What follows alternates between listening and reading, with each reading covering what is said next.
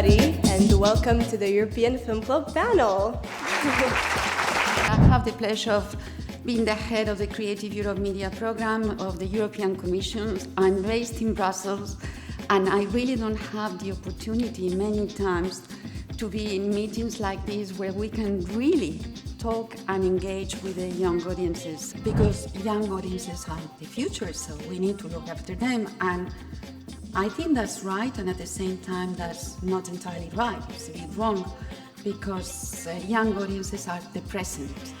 When I got in touch and was lucky enough to meet Raluca and all the other members of the Youth Council that will also join in a minute on stage, I felt there's such an appetite, there's such an interest, there's such a lot of Europeans, young Europeans, that actually would be interested in European film if they were given the chance to watch them. Our input is, I think, very valuable for the industry and for the culture in general, because if we have this outlet of European film, we can get connected better and maybe avoid conflict or become more united with each other. We should care about the young audience because their perspectives are super valuable, and I really like this idea that maybe you have different approaches to how to build up a cinema community or cinema practice, and we should include this in our thoughts in making films and making cinema culture available. We want to widen the perspective for the young audience, and we want to limit cultural barriers, and that we can do with film. I think we need to support our European distributors because without them we will not reach the audience. Because we are young people, we don't really have much experience as older people, and whatever we see in films or truly anywhere, we're learning from there. And therefore it is important that we form a good perspective in life.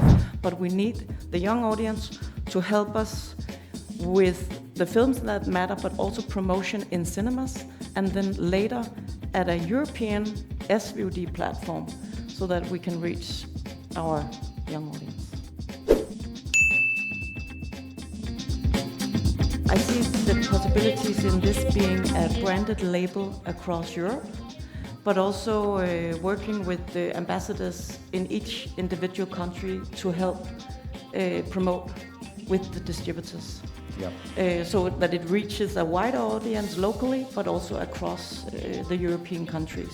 But we can also see that sometimes you're using different wordings or something that actually sounds better than what we invented. So we can steal some of your great ideas. I'm very fortunate to have a local cinema that shows a lot of European movies, but a lot of my friends don't know these movies exist. I'm like, oh, have you seen Triangle of Sadness? It's really good. They're like, what is that? I'm like, it's really big. They're like, no, we don't know what that is. And then they say some American movie, and they're like, oh yeah, we know that one. It's like, this is the problem. There's no entryway.